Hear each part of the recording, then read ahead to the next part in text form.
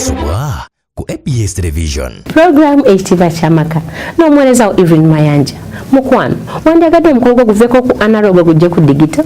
Mukwano kuba bukubi akasimu akali ku screen yo ongambe nti Evelyn nina okwanjula, Evelyn nina embaga, Evelyn bagenda kunyanjula. Mukwano nja kutukako mu bwangu ndyoke nkukwatira ekifaananyi kirabika obulungi nga wano wolaba. You're beautiful, you're beautiful, you're beautiful, it's true.